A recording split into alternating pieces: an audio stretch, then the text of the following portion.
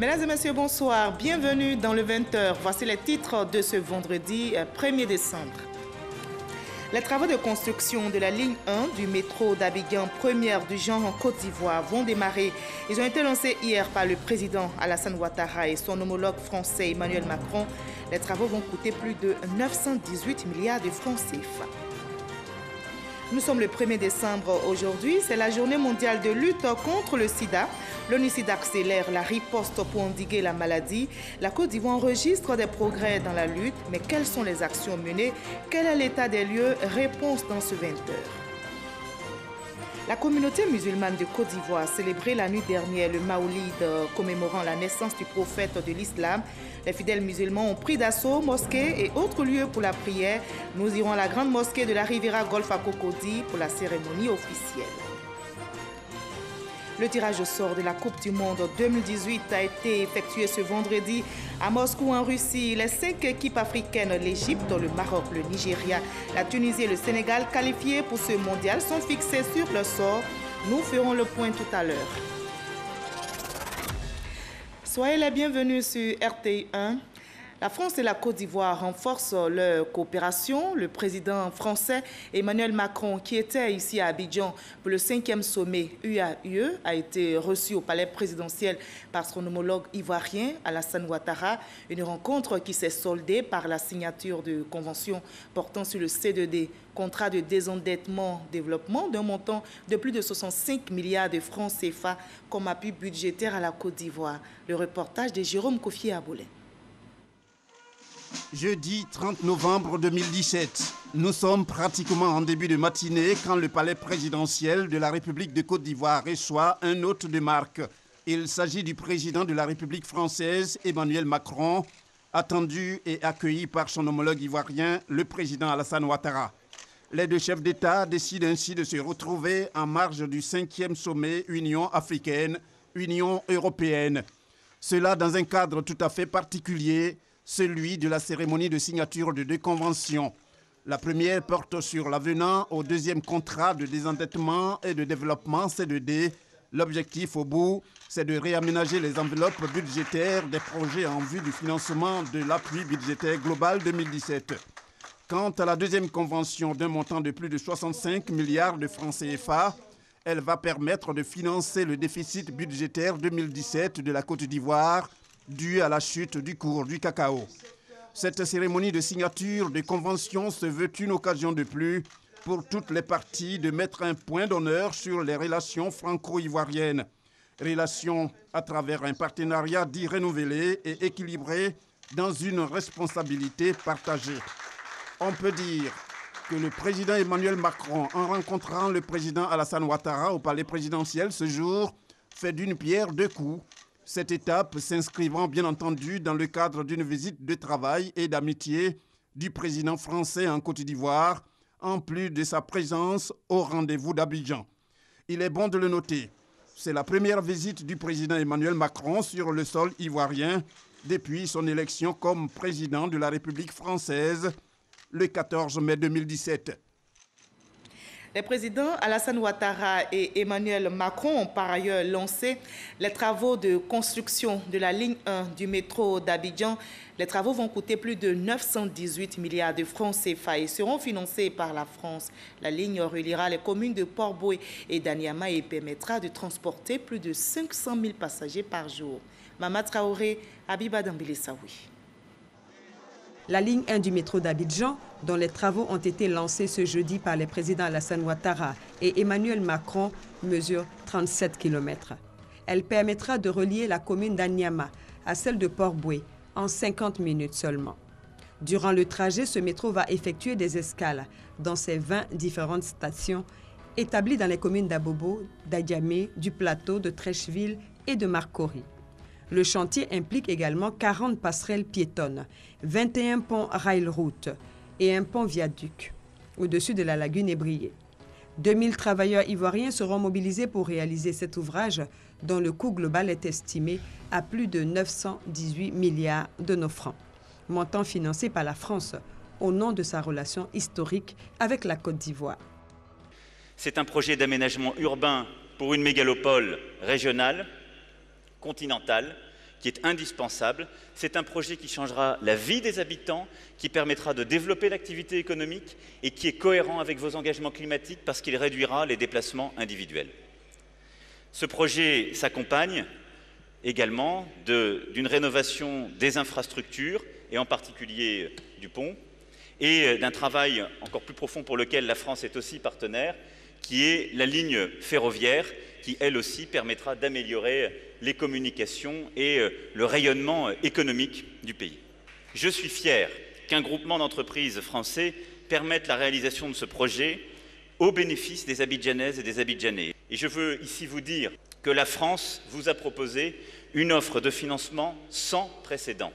Avec 1,4 milliard d'euros, cette offre constitue l'effort le plus important que la France ait jamais réuni au démarrage d'un projet de transport urbain à l'étranger.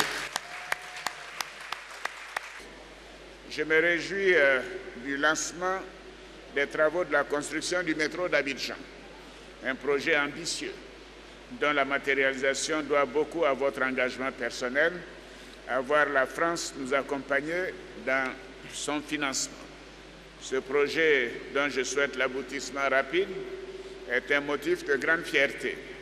Il va révolutionner et fluidifier le transport urbain à Abidjan, impacter positivement l'économie nationale et la qualité de vie de nombreux foyers, grâce notamment aux 2000 emplois qu'il va générer et aux gains de temps qu'il va entraîner aux 530 000 Abidjanais. Je dis bien 530 000 Abidjanais qui vont l'emprunter quotidiennement et aux 180 millions de passagers qu'il va transporter par an.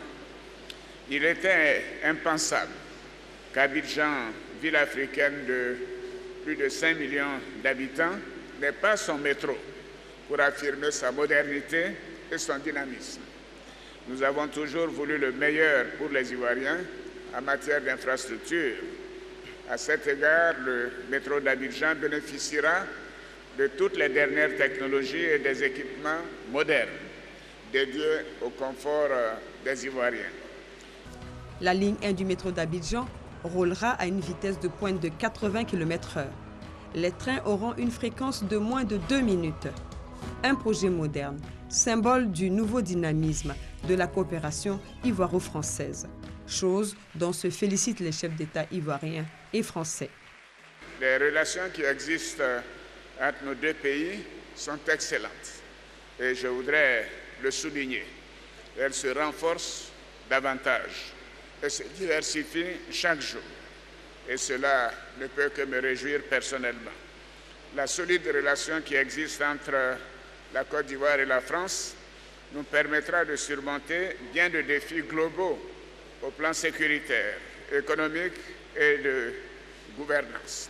La Côte d'Ivoire est un partenaire de tout premier plan pour la France et un partenaire qui prend toutes ses responsabilités pour le continent africain.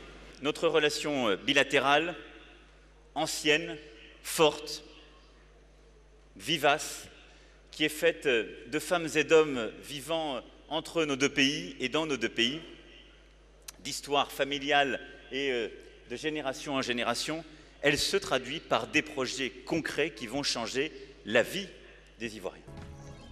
La mise en service de la ligne 1 du métro d'Abidjan est prévue pour 2022. Elle viendra ainsi désengorger le trafic routier et lagunaire dans la capitale économique ivoirienne. Une deuxième ligne de métro est également envisagée pour la modernisation de la ville d'Abidjan. Les communes de Yopougon et de Bingerville seront respectivement les points de départ et d'arrivée de cette autre ligne de métro. La coopération ivoiro-mauricienne est aussi en marche. Le ministre ivoirien de la Communication, de l'économie numérique et de la Poste, Bruno Koné-Nabagné, et le Premier ministre de l'île Maurice ont lancé ce vendredi 1er décembre à Grand-Bassam les travaux des tours jumelles de 16 étages chacune au village des technologies de l'information et de la biotechnologie. Les travaux ainsi lancés au VITIP de Grand-Bassam vont durer 2 ans et ils coûteront plus de 10 milliards de francs CFA. Cher Koné.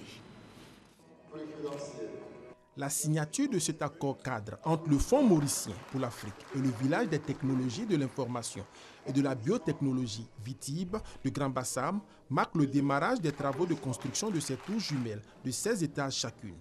La fin des travaux est prévue dans 24 mois. Ce projet est entièrement financé par un investisseur privé mauricien à plus de 10 milliards de francs CFA. En donnant le feu vert à la concrétisation de ce projet, vous faites œuvre de pionnier, car la mise en place d'une infrastructure de cette envergure constitue une première et une étape historique dans le développement de l'économie numérique en Côte d'Ivoire. Selon le Premier ministre mauricien, la construction des tours jumelles va donner une nouvelle impulsion à la stratégie africaine de son pays, tout en facilitant les investissements mauriciens en Afrique. Le ministre de la Communication, de l'économie numérique et de la Poste, représentant le Premier ministre ivoirien, a salué l'excellence des relations entre la Côte d'Ivoire et l'île Maurice. Bruno Namayekone a rappelé le rôle clé que joue l'économie numérique dans le développement économique d'un pays. Les technologies de l'information et de la communication sont une réelle opportunité pour la modernisation de nos économies, de nos administrations, et un outil qui améliorera véritablement dans la durée notre environnement et les conditions de vie de nos populations. L'espace qui accueille la cérémonie de ce jour ambitionne de devenir un écosystème où l'on retrouvera le gratin des TIC de l'activité numérique. À l'issue de l'accord cadre signé aujourd'hui entre le VITIB et le Fonds mauricien pour l'Afrique, d'autres projets similaires voient le jour. C'est en mars 2017 qu'un protocole d'accord avait été signé, établissant une collaboration entre le VITIB et le Fonds mauricien pour l'Afrique, afin d'attirer les investisseurs de l'île Maurice dans la zone franche de la biotechnologie et des technologies de l'information et de la communication. Des travaux seront également entrepris sur l'axe Yamoussoukro-Daloa à la grande joie des populations. Elles attendaient la réhabilitation de cette voie.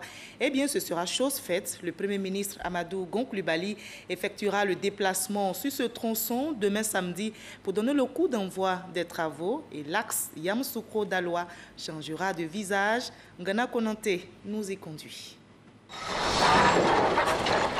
C'est un exercice qui demande beaucoup d'attention. Zigzaguer sur l'axe Yamoussoukro-Daloa, une route fortement dégradée et qui cause d'énormes désagréments. Le tronçon est plein de crevasses et difficile de circuler, même pour les habitués du transport. Daloa, bois, ça fait 4 heures du temps, la route n'est pas bonne, ça casse nos pneus, nos lames de ressort. La route est impraticable. Donc vraiment, ça nous fatigue. Surtout entre Daloa et Yamoussoukro. Ici, Yamoussoukro, on faisait 2 heures et 3 heures du temps sur la route. Maintenant là, même quand on veut rouler, même là, on fait 6 heures ou 7 heures du temps comme ça. En la route, on ne peut pas partir. Entre Gonaté et Bono, il faut jouer des coups de frein pour pouvoir avancer sans tomber dans les trous. Les transporteurs sont obligés de rouler le plus lentement possible. La manœuvre demande des efforts physiques énormes. Le mauvais état de la route, un traumatisme que partagent transporteurs et population. Quand il y a un problème, même accouchement des femmes, bon, pour aller à l'hôpital, même c'est grave. La route, même, c'est pas la peine. L'écho de toutes ces souffrances vécues au quotidien par les populations du Haut-Sassandra est parvenu aux oreilles attentives du gouvernement. Mais c'est avec beaucoup d'enthousiasme que la population accueillera le 1er ministre demain pour le lancement des travaux de la route entre Daloa et Yamoussoukro. La population a attendu ce moment pendant longtemps. Ça a été d'ailleurs l'un des souhaits exprimés au chef de l'État lors de sa visite d'État. Elle est heureuse que le chef de l'État ait respecté sa parole à travers donc, le lancement donc, des travaux. Un cri de cœur des populations saisies dans son entièreté par le président de la République Alassane Ouattara et son gouvernement. Je l'annonçais dans les titres, la communauté musulmane de Côte d'Ivoire a célébré la nuit dernière le Maoulid qui commémore la naissance du prophète de l'islam. Les fidèles musulmans ont pris d'assaut les mosquées et autres lieux pour la prière. La cérémonie officielle s'est déroulée à la mosquée de la Riviera Golf à Cocody en présence du ministre d'État, ministre de la Défense, Ahmed Bakayoko. Il représentait le chef de l'État, Alassane Ouattara. Le reporter d'Issa Tchonayeo. Le Maoulid ou Maouloud est la commémoration de la naissance du prophète Mohammed. Cette fête est l'occasion pour le fidèle musulman de mieux connaître son prophète, de l'aimer et de comprendre à quel point il a été un homme pieux. Cette année, à l'initiative du Conseil supérieur des imams, COSIM, cette célébration a eu une forte coloration spirituelle, faite de prières, de bénédictions et d'invocations à Allah afin de préserver le monde et particulièrement la Côte d'Ivoire de toutes les calamités. La situation actuelle dans le monde, voire les foyers de tension dans tous les continents, les vents d'instabilité qui soufflent partout, les génocides qui se préparent et s'exécutent au vu et au su de tous, sans qu'on utilise les possibilités qui pourtant existent pour les étouffer dans l'œuf, sont autant de preuves qui ont amené le Conseil supérieur des imams, COSIM, à consacrer cette nuit à l'imploration du Seigneur. Le ministre de l'Intérieur et de la Sécurité, Sidiki Diakité, qui avait à ses côtés le ministre d'État, ministre de la Défense, Ahmed Bakayoko, représentant le président de la République, Alassane Ouattara, a demandé à la communauté musulmane de continuer les prières pour la paix en Côte d'Ivoire. Notre pays vient de remporter une victoire importante dans son positionnement mondial. Le président a demandé de vous exprimer ses remerciements les plus sincères pour vos prières dont il est convaincu qu'elles ont été déterminantes dans l'atteinte de ces résultats. Le chef de l'État, Alassane Ouattara, a fait un don de 5 millions de francs CFA à la communauté musulmane de la mosquée La Riviera Golf. Rendons-nous dans les autres communes d'Abidjan pour voir comment les fidèles musulmans ont célébré le Maoulid. Nos reporters ont sillonné notamment les communes d'Abobo, d'Adjamé et de Koumassi. L'esplanade de la grande mosquée de Koumassi a refusé du monde dans la nuit de jeudi à vendredi lors de la célébration de l'anniversaire de la naissance du prophète Mohammed. À travers des prêches et prières, l'imam Konaté Ako Kagbe a instruit l'auditoire sur la vie du prophète et a exhorté chacun des fidèles musulmans à être des exemples et des modèles. L'imam Konaté Ako Kagbe a par ailleurs plaidé pour les orphelins. Il a demandé à l'ensemble de la population de leur accorder beaucoup d'amour et d'attention. À Abobo, les fidèles musulmans ont célébré la nuit du Maouloud, cette nuit qui correspond à la nuit de la naissance du prophète Mohammed. Pour l'imam Ali Koulibaly de la mosquée Badegnan derrière Raï, c'est une occasion pour les musulmans de se rappeler l'histoire du prophète, d'enseigner sa tradition, la sunna, et de se rassembler autour des idéaux de l'islam qui prônent la paix et l'amour du prochain. Un message qui renforce l'élan religieux des fidèles, dont Ouattara Brahima, conseil municipal, qui salue le courage des imams, celle consistant à inculquer des valeurs de cohésion sociale aux jeunes. À Abobo Banko, le Maouloud, c'est une célébration de 12 mois. Rabbi Alawad, qui est vu comme le mois de la naissance du prophète, l'imam Cheikh Mahamoud Sanogo a pour sa part interpellé la jeunesse à prendre son destin à main. Il a aussi demandé aux jeunes de se détourner de l'immigration clandestine. L'invité de cette commémoration de la naissance du prophète, Kouidan Ange, chef légitime du village Anokwa Kouté, a prôné l'union et la paix durable en Côte d'Ivoire. Au rond-point de la gendarmerie d'Abobo, Cheikh Moufti Abdraman Sogodogo a donné un enseignement aux fidèles musulmans basé sur la vie du prophète.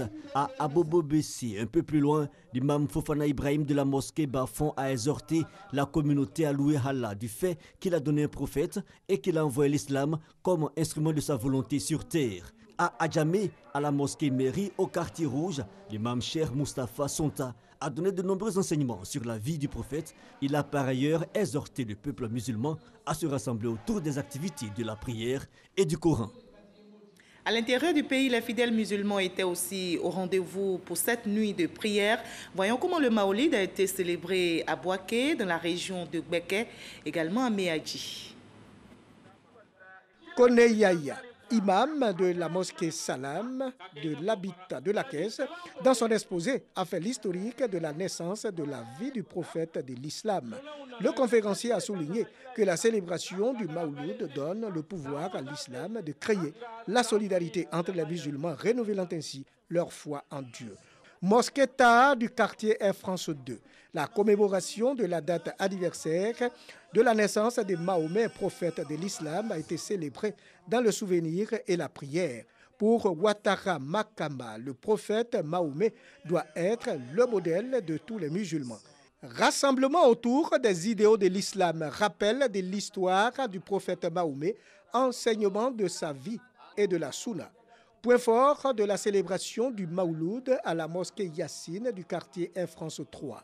L'imam Ahmed Diabaté, dans sa conférence, a exhorté ses coreligionnaires à marcher dans les pas du prophète, ceux de la paix, du partage, de la solidarité et de la crainte d'Allah. À la grande mosquée du Bas-Fond au quartier Dar es Salam 3, le Mawloud, fête commémorant la date anniversaire de la naissance du prophète Mahomet, a été célébré dans la ferveur et la prière totale. Fidèles musulmans et autorités religieuses, tous ont réitéré leur foi islamique autour des idéaux de paix et d'amour qu'incarne le prophète de l'islam. L'imam Diarra Mamadou, dans son sermon, a prôné le vivre ensemble et la solidarité, des valeurs cardinales sans lesquelles aucune société paisible ne peut se bâtir. La grande mosquée de Miyagi, prise d'assaut par les fidèles musulmans pour commémorer la nuit du Mawloud. L'imam principal de la grande mosquée de la ville, Ibrahim Sanogo, a procédé à la lecture du Coran et a invité les musulmans, les fils et filles de la localité à la culture de la paix, à l'amour du prochain et à la cohésion sociale. Des vœux chers au prophète Muhammad. Le préfet de Miyagi, Jacques Wakou Atri, a demandé que la paix soit le partage de chaque famille. Occasion également pour les fidèles musulmans d'exprimer leur gratitude à Allah, de Tout-Puissant. C'est par des prières et des bénédictions à l'endroit du président de la République, Alassane Ouattara, et son gouvernement qu'a pris fin cette nuit spirituelle. Voilà tout ce que l'on pouvait dire ce soir sur le Maolid en Côte d'Ivoire, nuit de prière pour commémorer la naissance du prophète de l'islam. Nous sommes le 1er décembre aujourd'hui, c'est la journée mondiale de lutte contre le sida. L'ONU-SIDA accélère la riposte en vue de mettre fin à la maladie. Ici en Côte d'Ivoire, des progrès sont enregistrés dans la lutte. Mais quelles sont les actions menées pour stopper de nouvelles infections à VIH-SIDA et favoriser un meilleur accès au traitement? Quel est l'état des lieux? Élément de réponse avec Chantal Akandan. En Côte d'Ivoire, 460 000 personnes sont victimes du VIH-Sida, dont environ 39 000 enfants et près de 250 000 femmes. On voit bien que les femmes sont un peu plus touchées que les hommes et ça se voit aussi au niveau du traitement et de la prise en charge. C'est une question de vulnérabilité biologique conjuguée avec une vulnérabilité sociale des femmes. Et donc, cette vulnérabilité globale, autant biologique, sociale que sociétale, fait que les femmes sont beaucoup plus infectées que les hommes. La stigmatisation, la discrimination et d'autres violations des droits de l'être humain restent encore une réalité. C'est de l'hôpital, on m'a montré à ONG, parce qu'il n'y avait personne pour payer les médicaments. Donc, c'est un médecin qui m'a montré ici. Et puis, je suis venue. Dès que je suis venue, en même temps, ils ont payé mes médicaments. Je vivais à l'église. Ils ont payé mes médicaments et puis jusqu'à aujourd'hui, ils continuent de payer mes médicaments. Chaque fois, ces enfants sont stigmatisés, même au niveau de l'école. Lorsqu'ils sont en train de jouer à leurs amis, toi, va là-bas, ta maman qui dit elle a infecté, elle a le sida. On ne peut pas empêcher quelqu'un de penser. Mais il faut dire que nous aussi, nous avons développé un concept pour nous permettre d'avoir l'estime de soi. Donc je me sens bien dans ma peau. Le gouvernement ivoirien fait de la question de la stigmatisation une priorité. Des campagnes de sensibilisation sont prévues dans ce sens. Depuis des années, nous avons des activités de sensibilisation sur la stigmatisation. Et au jour d'aujourd'hui, nous sommes en train de préparer une grande campagne nationale de lutte contre la stigmatisation avec Alliance Côte d'Ivoire, l'appui des partenaires financiers. Il y a des années en arrière, le sida faisait de plus en plus peur avec ces images de personnes squelettiques et chétives. Mais aujourd'hui, les choses ont changé. Le VIH-Sida présente un visage humain. Le sida n'est plus l'équivalent de la mort. Parce qu'au jour d'aujourd'hui, si vous êtes dépisté positif et que vous prenez le traitement antirétroviral convenablement, au bout de 3 mois, minimum, vous atteignez la suppression virale et vous maintenez votre santé.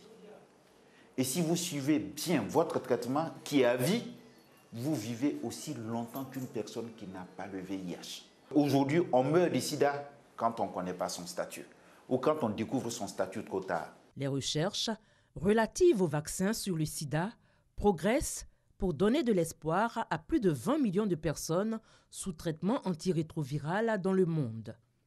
Et qu'en est-il du financement de la lutte contre le VIH-Sida? Comment est-il mobilisé? À quoi il est principalement destiné? Et qui sont ceux qui en bénéficient? Réponse avec notre reporter Delphine Blas. La lutte contre le sida en Côte d'Ivoire avance. D'un peu plus de 10% dans les années 90, le taux de prévalence est aujourd'hui estimé à 2,7. Une satisfaction. Au départ, on ne pouvait même pas parler des antirétroviraux parce que les antirétroviraux étaient excessivement chers. Il faut dire beaucoup de choses ont été faites. Il y a eu l'engagement politique, l'engagement communautaire. En Côte d'Ivoire aujourd'hui, sur les 460 000 personnes vivant avec le VIH, environ 218 000 sont sous traitement antirétroviral. Des progrès à l'actif de la mobilisation des acteurs, mais aussi aux fonds qui sont injectés dans la lutte. Comment le financement est-il organisé pour permettre à la Côte d'Ivoire de lutter efficacement contre le VIH? Pour la réponse, on a rendez-vous avec le CCM, l'instance de coordination nationale des subventions du Fonds mondial. Depuis 2002, le CCM Côte d'Ivoire a mobilisé 263 milliards auprès du Fonds mondial pour accompagner la Côte d'Ivoire dans la lutte contre le VIH, la tuberculose et le paludisme. 83 milliards de francs ont été alloués pour la lutte contre le VIH. Pour la période 2018-2020 qui arrive, nous avons mobilisé un montant de 132 milliards auprès du Fonds mondial pour le VIH, la tuberculose, le palu et également pour le renforcement du système de santé. Chaque année donc, le gouvernement ivoirien et le Fonds mondial mobilisent conjointement des fonds pour l'achat des médicaments, l'amélioration du système de santé et pour l'organisation des communautaires, ceux qui sont chargés d'aller au contact des populations. Le financement que l'on mobilise va à deux structures principales. Le choix des sous-récipiendaires dépend du récipiendaire principal et c'est à lui de donner des résultats. Lorsque nous les évaluons et que les résultats ne sont pas bons, nous pouvons les changer dès qu'on le constate. Des efforts déployés pour atteindre les objectifs fixés par l'ONU-SIDA d'ici à 2030. Notre cible, c'est que 90% des personnes séropositives connaissent leur statut sérologique. Et parmi ceux-là, que 90% reçoivent des traitements antirétroviraux. Et lorsqu'ils ont reçu des traitements antirétroviraux, que ces traitements-là entraînent une suppression de la charge virale de façon durable. Malgré les efforts, le sida demeure un problème de santé publique en Côte d'Ivoire. Les perdus de vue existent encore et la stigmatisation ne s'est pas totalement dissipée. Mais la mobilisation des financements montre clairement que le gouvernement ivoirien et ses partenaires sont déterminés à fermer la parenthèse du sida d'ici à 2030. Et ajouter que cette journée du sida coïncide avec la tenue en Côte d'Ivoire de la conférence internationale sur le sida et les IST qui s'ouvre à Abidjan le 4 décembre prochain. Et la rédaction vous proposera une série de reportages sur le sujet du VIH-Sida, reportages qui seront diffusés à partir de demain samedi. On passe maintenant et toujours en santé à la phase expérimentale de la CMU, couverture maladie universelle dans les universités et grandes écoles. Et près de 15 000 étudiants sont concernés par cette phase. Le centre de santé de l'Institut national polytechnique Houphouët-Boigny de Yamoussoukro ouvre ses portes à tous ses étudiants. Le reportage de Soro Corona est commenté par Kwadio Kwame Jean de Dieu. La phase expérimentale de la couverture maladie universelle dans les universités et grandes écoles publiques de Côte d'Ivoire, bientôt bouclée. Sur 9 établissements prévus, 8 sont opérationnels. Celui de l'Institut national polytechnique Félix Houphouët-Boigny Sud est désormais fonctionnel. Cette phase expérimentale de la couverture maladie universelle vise à tester le fonctionnement opérationnel pour identifier les obstacles, les procédures à améliorer avant la généralisation.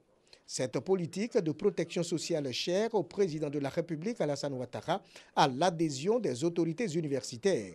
L'un des volets importants à relever ici est la proximité des centres, car ceux-ci sont intégrés dans les services fournis aux différents personnels, dont les étudiants. Ceci constitue un atout inestimable dans les pays en développement comme le nôtre, où les populations parcourent des distances plus ou moins longues pour accéder aux soins de santé.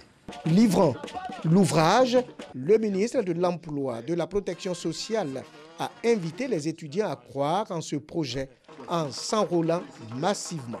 Avec le lancement de la phase expérimentale, la Côte d'Ivoire réalise une avancée sociale majeure qui traduit dans les faits l'engagement du président de la République, son Excellence le président Alassane Ouattara, de bâtir un système de production sociale efficace qui mette nos populations à l'abri des risques et des vulnérabilités.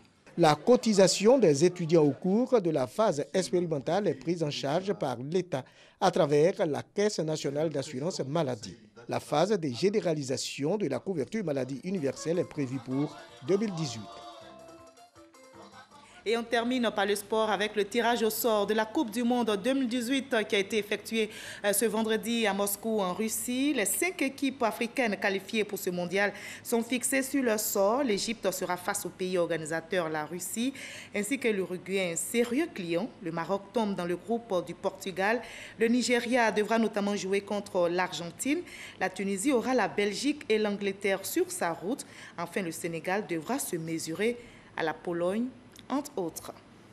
Voilà la fin de ce 20h, supervisé par Alvaro Assar, réalisé par RB Coeur, Awa Diomandé et Yo Parfait. Merci à toute l'équipe technique et à vous de nous suivre à travers le monde. À demain 20h.